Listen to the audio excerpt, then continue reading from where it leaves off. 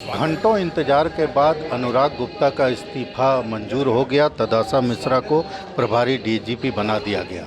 लेकिन सवाल ये उठता है कि क्या नियम विरुद्ध किसी भी अधिकारी को अधिकारी के पद पर बिठाया जाए और उसके बाद कई सवाल उठें, जो सवाल भ्रष्टाचार और लूट खसोट से जुड़े रहे।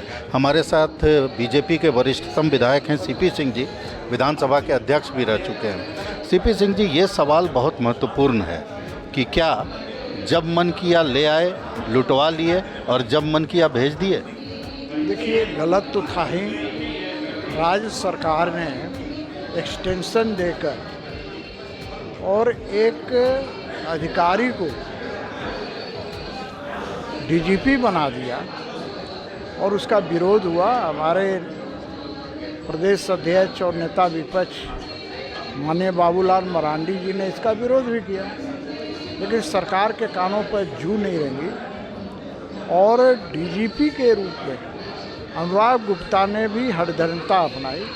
यदि जरा सा भी गैरत रहता तो व्यक्ति रिजाइन कर देता, लेकिन उसे तो नोट कमाना था और स्थिति हो गई कि उसके डीजीपी रहते हुए आप कल्पना नहीं कीजिएगा कि कोलवरी क्षेत्र में अवैध कोला प्रत्येक दिन हजारों ट्रक बनारस की मंडियों में जाता रहा।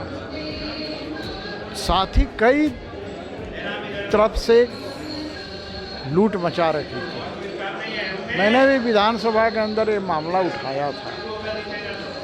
अभी कांग्रेस नेता केएन त्रिपाठी ने भी इस पर प्रश्न खड़ा किया और बताया है कि कहाँ कहाँ से पैसा आया। इवन उन्होंने बताया कि शराब घोटाले से भी छत्तीसगढ़ से पैसा आया।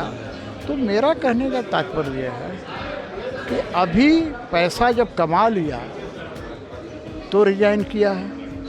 क्या सरकार का दायित्व तो नहीं बनता है कि ऐसे अधिकारी के कुकृतियों की जांच सीबीआई से कराई जाए? तो ये व्यक्ति जो है अनुराग गुप्ता, इसने कितना 100 करोड़ रुपया कमाया इस झारखंड से, आप कल्पना कर सकते हैं। तो मैं इतना ही कहूँगा कि इसकी जांच सीबीआई से होनी चाहिए और ऐसे डीजीपी का स्थान जेल में होना चाहिए। एक महत्वपूर्ण बात है कि बीजेपी लगातार अब इनके जो गलत ढंग से नियुक्ति है उसका तब विरोध करती रही।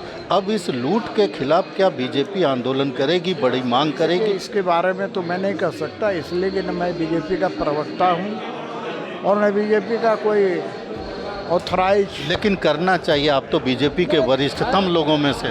मैं सिर्फ इतना ही कहना चाहूँगा, आज के दिन इसकी जांच सीबीआई से होनी चाहिए।